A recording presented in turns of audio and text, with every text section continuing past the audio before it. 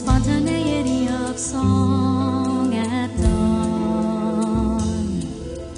God is a whisper at midnight, and the spontaneity of song at dawn.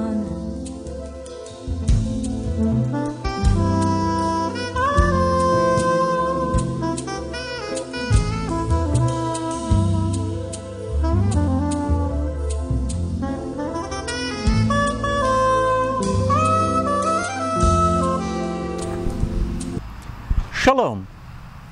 It's been a couple of weeks since I last visited with you here on my YouTube station to discuss with you the weekly Torah portion. See, there was some sadness in my family.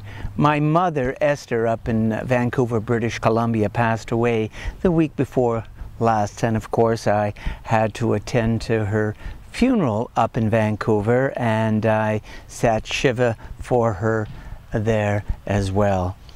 At a time like this, it is wonderful to have friends. It's wonderful to have a congregation. And even though it is a sad period in my life, I don't feel alone whatsoever. I've had the support of my congregation. I've had the support of the Jewish community in general, which is definitely helping me through this time in my life. Now, let's take a look at this week's Torah portion, Vayishlach. Let's see what it says in the Torah. Vayishlach Yaakov malachim lefanav el Esav achiv arza seir tzedei Edom vaytzav otam lemor ko tomrun ladoni la Esav Ko amar avdecha Yaakov im Lavan garti, va echar ad ata, vayhi li shor v'chamor, son v'eved v'shivcha, v'esh lecha lahagid la'adoni, limso chen be'enecha. Vayashuvu hamalachim el Yaakov lemor, panu el achicha el Esav, V'gam holech likratcha v'arba me'ot ish imo. Yaakov now sent messengers ahead of him to his brother Esau in the land of Seir, in the countryside of Edom. He instructed them as follows: Say this to my lord Esau, thus says your servant Jacob, with Laban have I stayed and have lingered until just now. I came to own cattle, donkeys, sheep, and male and female slaves, and I am sending my Lord this message in the hope of pleasing you.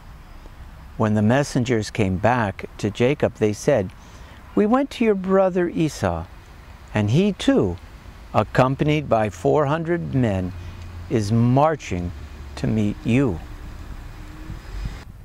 If you have been reading the Torah over the last couple of weeks, you certainly know by now that Jacob had a very troubled relationship with his twin brother Esau.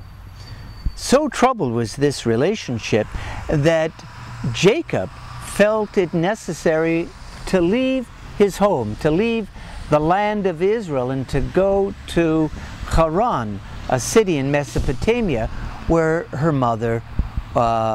his mother had been born, and to dwell for a time, actually for 2 decades, with his uncle Laban. And there he had a very tumultuous relationship with his uncle, but in the meantime he got married, he had children, he began to master a profession, and he became a man in his own right. And after 2 decades away from his family of origin, he senses that he needs to go back home. He has to return to the land of Israel, or the land of Canaan as it was known in those days, and to somehow find reconciliation with his brother Esau. And so we see in this in this portion that Esau is coming to greet him. He's coming to greet him. It's not so clear whether he's actually coming to greet him or actually coming to attack him, because he is approaching Jacob with 400 men. What does Jacob do? Jacob sends a number of very generous gifts to his brother.